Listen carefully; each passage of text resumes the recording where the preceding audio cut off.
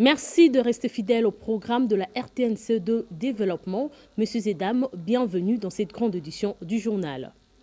La République démocratique du Congo a participé à Addis Abeba aux travaux du sommet de l'Union africaine. Quels sont les enjeux de la RDC en participant au 37e sommet de chefs d'État et des gouvernements de l'Union africaine? Pour Giscard Koussema, l'enjeu est multiple. La situation sécuritaire à l'Est s'invite aussi au débat. Suivez. L'enjeu est multiple pour la République démocratique du Congo en participant à cette 37e session de l'Assemblée générale des chefs d'État et des gouvernements de l'Union africaine. Le premier enjeu est d'ordre sécuritaire. La situation à l'est de la République démocratique du Congo est au cœur de débat de deux importantes rencontres ici à Addis Abeba pour cette journée de vendredi 16 février 2024, la veille de l'ouverture proprement dite de travaux. La première rencontre est de l'EAC. Les dirigeants de la East African Community, l'EAC, se réunissent depuis ce matin pour faire l'état des lieux de la situation après le départ de leurs troupes déployées en République démocratique du Congo. La deuxième rencontre est un mini-sommet de chefs d'État convoqué par le président angolais João Lourenço en sa double qualité de médiateur de la crise entre le Rwanda et la RDC et surtout en sa qualité de champion de paix et réconciliation en Afrique. Une dizaine de chefs d'État sont donc attendus, parmi lesquels Félix Antoine Tshisekedi Tshilombo, le président de la République démocratique du Congo, qui est attendu ici à Addis Abeba en début d'après-midi. Le deuxième enjeu est l'ordre diplomatique. La République démocratique du Congo est désormais membre à part entière du Conseil paix et sécurité de l'Union africaine. Les CPS, c'est un peu l'équivalent du Conseil de sécurité des Nations unies.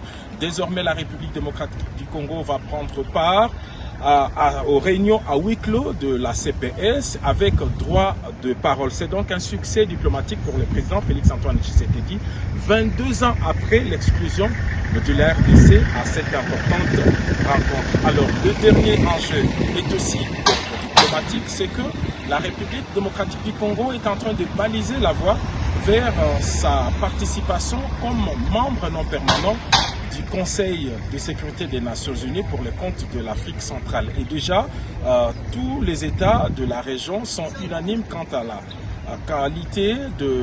la candidature de la République démocratique du Congo, mais c'est un long processus qui devrait aboutir en 2026.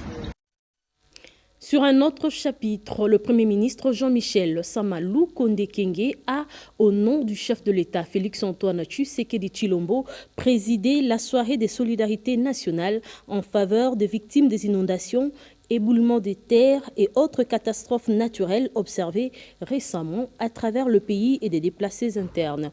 Objectif, faire disparaître la crise humanitaire qui secoue le pays à la suite de la guerre d'agression imposée par le Rwanda sous couvert du M23. Reportage Lauriane Malala.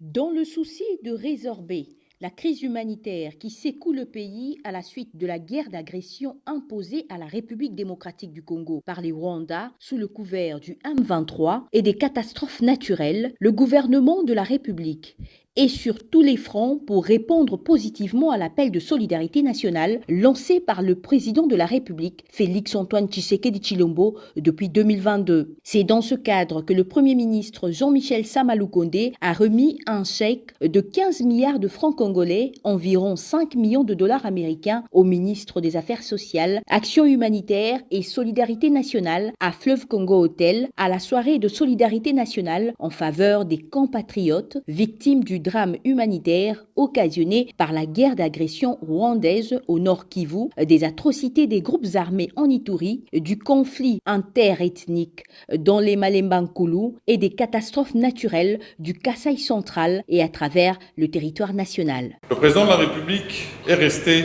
singulièrement préoccupé avec l'ensemble des membres du gouvernement à assurer le bien-être de notre population. Et c'est pourquoi, en vue d'apporter des réponses claires aux questions sociales et humanitaires, il avait été décidé au niveau du gouvernement la création d'un établissement public dénommé Caisse de solidarité nationale et de gestion humanitaire des catastrophes. Il s'agit de rappeler que nous avons déjà posé plusieurs actions qui attestent notre volonté d'œuvrer sans relâche pour assister les vulnérables et sinistrés, mais aussi les conduire vers leur plein relèvement. Cette ardente volonté ne saurait définir une réalité si elle ne bénéficie d'aucune appropriation par tous et par chacun.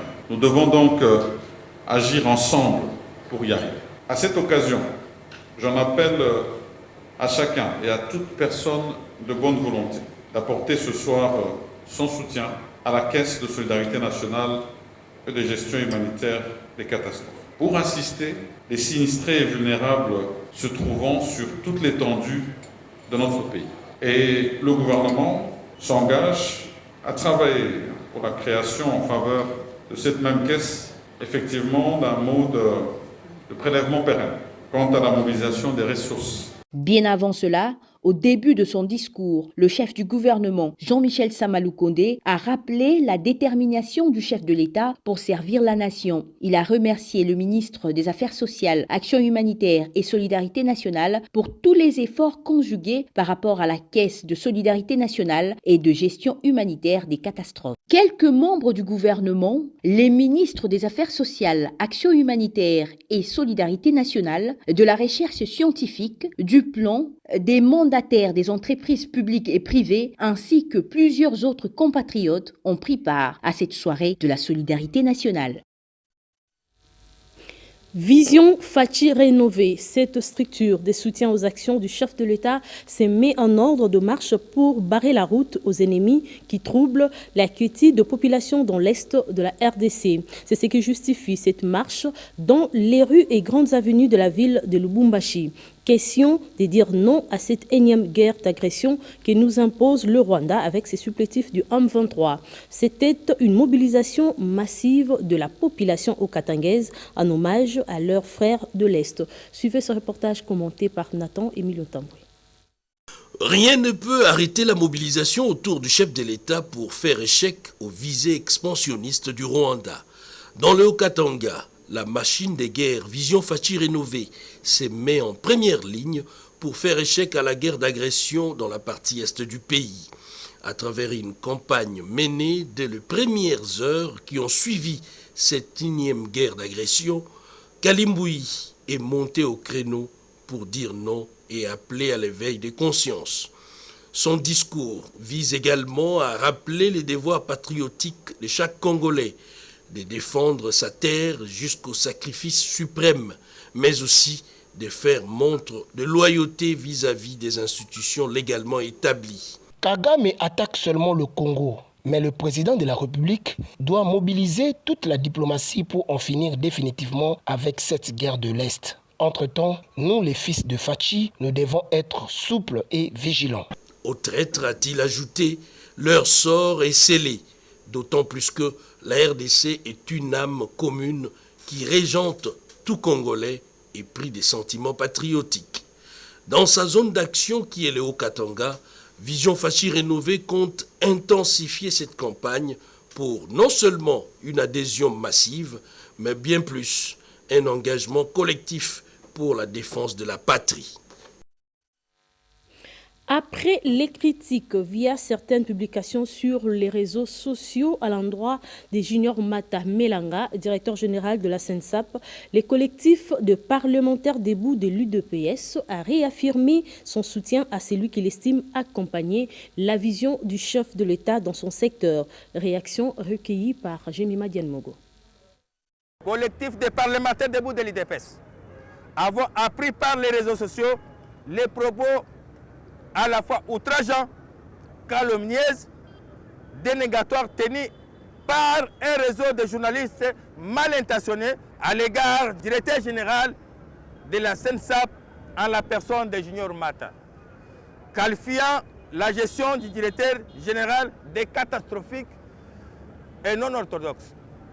Nous, collectifs des parlementaires debout, de l'IDPS, tenons à rappeler que la SENSAP est la seule entreprise publique certifiée ISO. Ses caractères lui imposent un fonctionnement de haut niveau managérial et ces critères ont été trouvés en la personne du directeur général Junior Mata. En effet, comme c'est de lui qu'on parle. Junior Mata, dont les compétences ne sont plus à démontrer. Dès son avènement à la tête de la SENSAP, il a élargi la couverture en créant de nouvelles agences. Junior Mata contribue également à la matérialisation de la vision du chef de l'État, son Excellence Félix-Antoine Tshisekedi Tshilombo. Dans les volets sociaux, dans l'amélioration des conditions de travail et la vie sociale des agents de la SENSAP. La SENSAP, comme toute autre entreprise publique, a subi les contrôles de l'IGF. Et après ce dernier, aucun cas flagrant n'a été observé. Ceci prouve le degré de responsabilité associé au patriotisme du directeur général Junior Mata qui milite jour et nuit pour le bien-être des retraités de l'administration publique. 16 février 1992, 16 février 2024, déjà 32 ans, la marche de l'espoir avait été réprimée dans l'Essonne. Ces jours-là, des centaines de personnes ont été tuées par les forces de l'ordre zaïroises alors qu'elles participaient à une manifestation réclamant la réouverture de la conférence nationale souveraine. Dans la plupart des cas, ce sont des chrétiens qui ont été fauchés. Renate Mokoko et Axel Kayongo.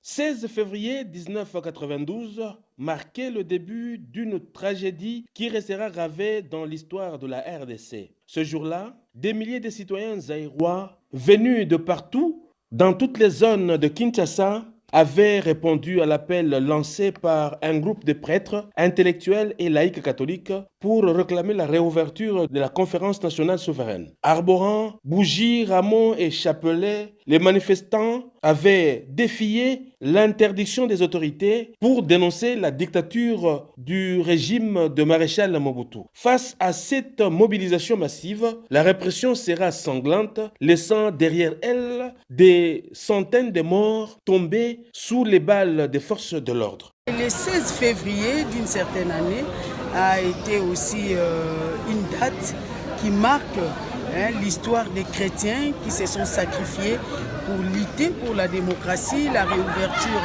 de la conférence nationale souveraine. C'est pour nous une fierté en fait, parce que l'Église catholique a été toujours là pour accompagner le peuple, pour aider. L'Église, comme on le dit toujours, l'Église catholique ne peut pas, comme les gens disent, non, vous ne pouvez pas faire la politique, vous ne pouvez pas faire ceci, cela. L'Église doit être du côté des faibles.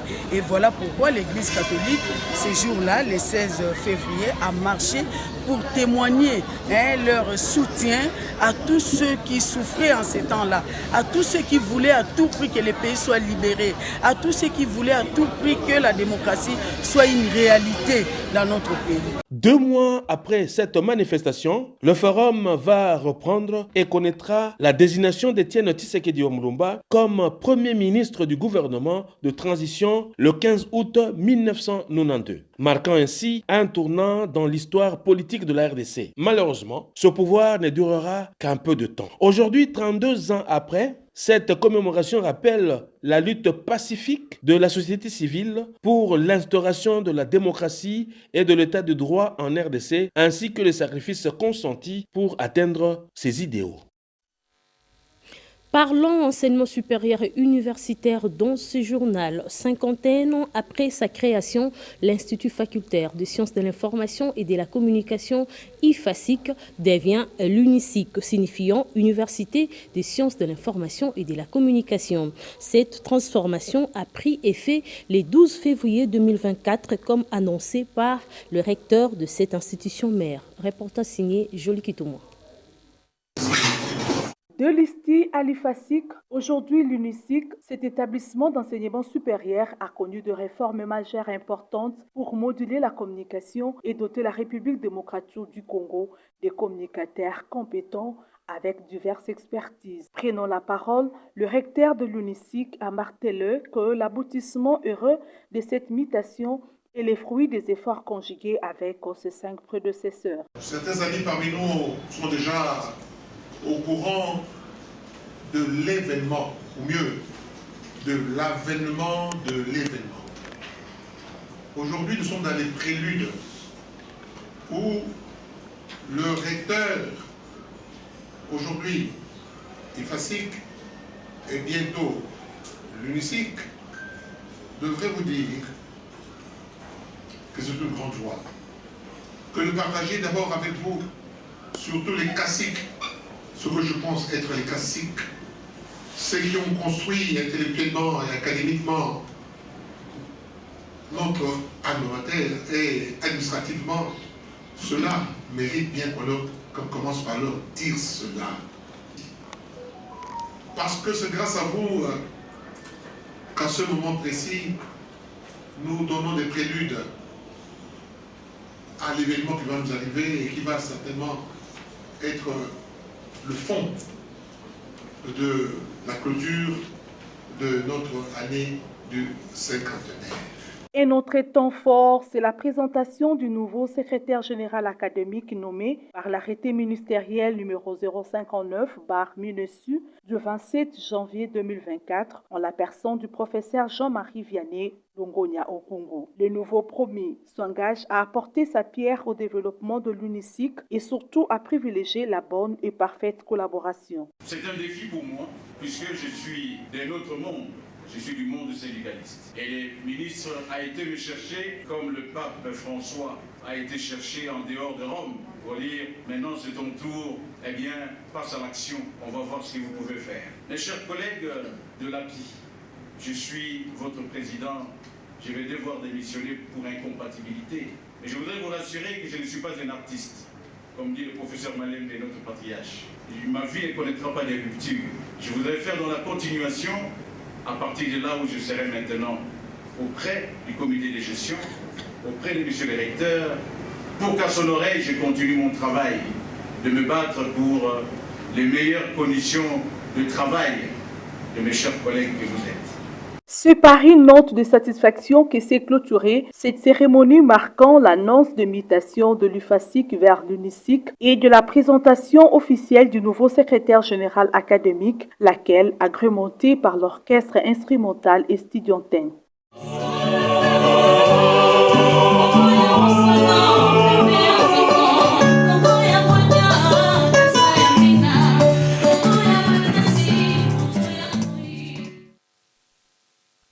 Centrale, le gouverneur de cette province, le docteur Guy Bandou Ndungidi, représenté par Madame la ministre provinciale de l'Éducation et du Genre, Carole Kiatazabou, à la célébration du double anniversaire de la disparition de Etienne Tshisekedi, décédé le 1er février 2017, ainsi que de la naissance de l'UDPS, il y a de cela 42 ans. C'était au siège de la Fédération UDPS Matadi. Suivez.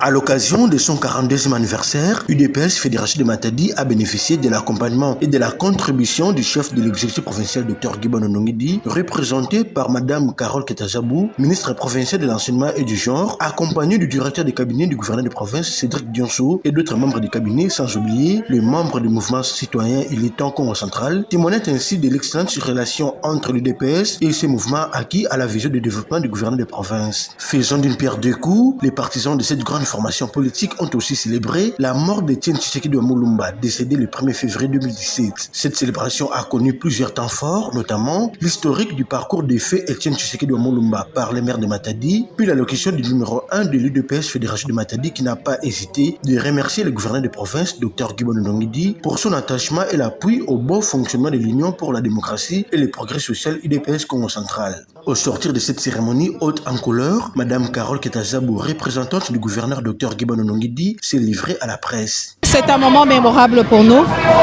Nous ne pouvons pas oublier le combat acharné du docteur Etienne Tshisekedi Wamulumba. Voilà pourquoi nous sommes venus honorer le parti l'UDPS. Signalons par ailleurs que c'est dans une ambiance festive que s'est clôturée cette double célébration commémorative.